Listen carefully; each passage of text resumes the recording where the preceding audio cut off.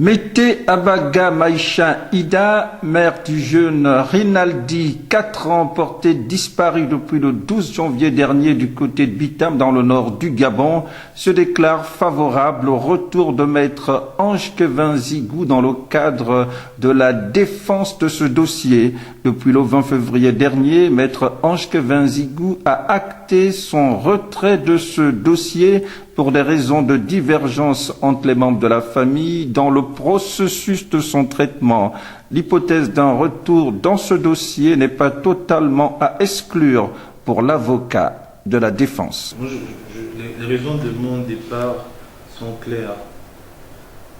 Lorsqu'ils vont trouver un point de connexion entre les prétentions de la maman et celles de la famille qui ne doivent pas être divergents, je pense que moi je n'ai aucun problème, je peux me faire ce plier pour revenir dans le dossier.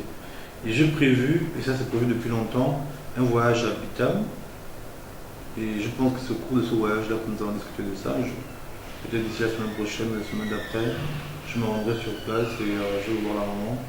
On est en train d'organiser ce voyage-là et on va parler avec les principales personnes, les principaux responsables de la famille pour essayer de trouver un point de rencontre.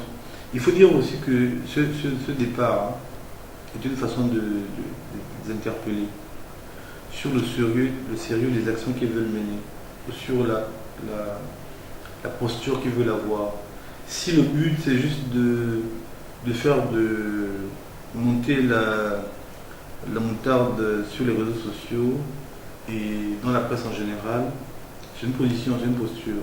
Mais si la volonté que la famille a où la maman a est de trouver des véritables pistes de solutions et retrouver cet enfant, quel que soit l'état dans lequel on le trouve, il y a une autre posture à avoir aussi.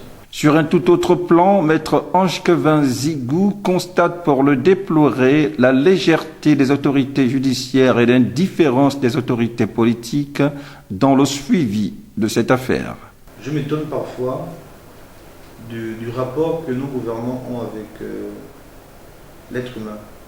Je trouve qu'il n'y a pas eu suffisamment de moyens mobilisés à temps pour faire la lumière sur cette affaire. Quand même, il faut se souvenir que dans le cadre des enlèvements, les 48 premières heures sont importantes.